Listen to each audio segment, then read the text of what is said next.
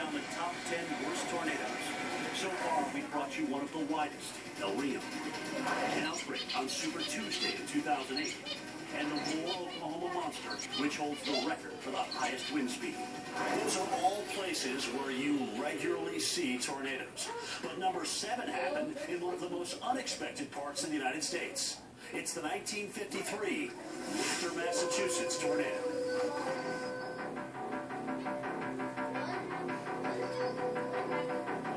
The Worcester tornado may not have been anything meteorologically particularly special, except for where it occurred, and the fact that violent tornadoes are fairly rare in New England. And here's one that kills more than 90 people. In addition to the 94 deaths, over 1,200 were injured. 10,000 left homeless. And there was $52 million in damage, which translates to about $349 million today. There was really no mention of tornadoes in the public forecast that day, but there was a severe thunderstorm watch that had been issued. It wasn't a tornado watch, but it was the first severe thunderstorm watch that it was ever issued for New England.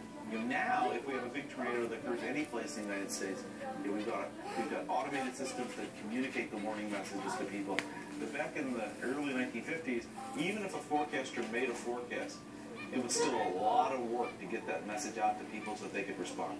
This tornado pointed out the real need for a national network of radars, and that really began to be established by 1957.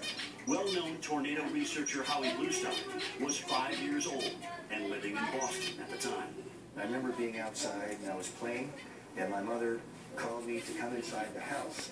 She said, well, there's a tornado and you have to come in, and I was a little bit upset. I remember the sky being a strange yellow color, and things were just not quite the way they usually are. And then, of course, I heard about the Worcester tornado, and it's always been a main event in the back of my mind, a big memory. As the Great Depression lingered on, our next tornado mercilessly struck a small town in North Georgia. At number 6, the 1936 Gainesville Twister.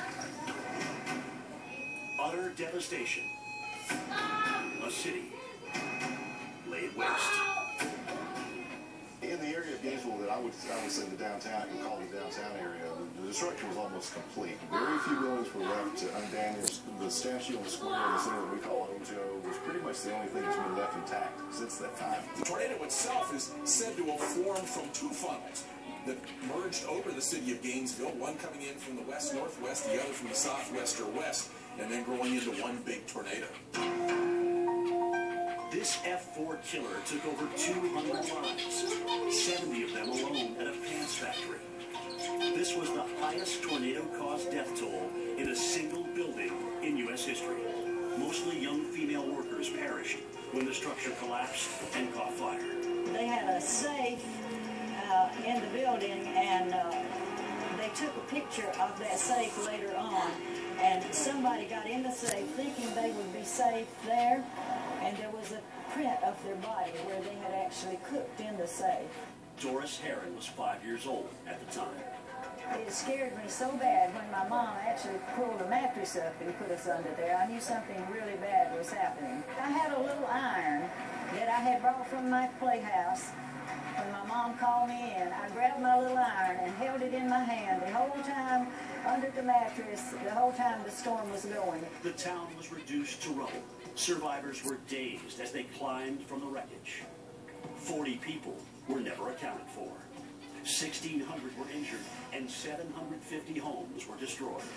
2 days after the storm, President Franklin Roosevelt visited Gainesville on his way back to Washington from a trip in Florida. He stopped and gave a speech to what we understand is probably 10,000 people that are at the train depot.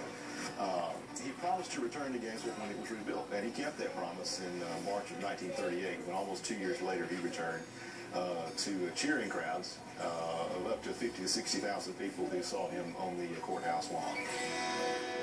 We're halfway home, but the worst is yet to come, including the deadliest since 1947. It's a massive tornado, massive destruction.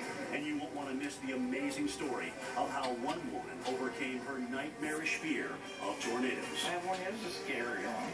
I may have watched about 200 tornado videos and 300 or 400 pictures of them.